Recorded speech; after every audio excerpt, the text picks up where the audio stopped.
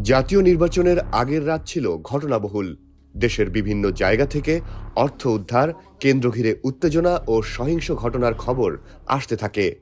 ঢাকা, সিলেট, কুমিল্লা, লক্ষ্মীপুর, পটুয়াখালী ও ঝিনাইদহ সহ দেশের বিভিন্ন এলাকায় নির্বাচনকে কেন্দ্র করে পাল্টাপাল্টি অভিযোগ ওঠে।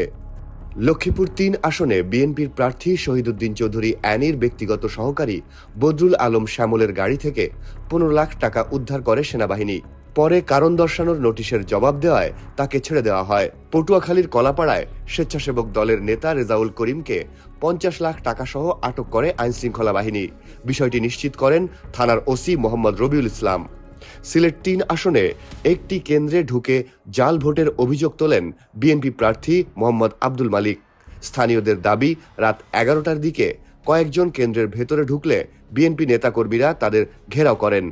কুমিল্লা ৪ আসনে বিশৃঙ্খলার অভিযোগে ৮ জনকে আটক করে ২ দিনের কারাদণ্ড প্রদান করেছে ভ্রাম্যমাণ আদালত। ঝিনাইদহ ৪ আসনে ফাঁকা রেজাল্ট শিটে আগাম স্বাক্ষরের ঘটনায় প্রিজাইডিং অফিসারকে প্রত্যাহার করা হয় এবং ২৩টি সিট জব্দ হয়। এদিকে গোপালগঞ্জে ৭টি কেন্দ্রের পাশে ককটেল বিস্ফোরণের ঘটনায় আতঙ্ক ছড়ায়। রাতে এক ভিডিও বার্তায় জাতীয় নাগরিক পার্টির আহ্বায়ক নাহিদ ইসলাম সুষ্ঠু নির্বাচনে বাধা দিলে কঠোর পরিণতির হুঁশিয়ারি দেন।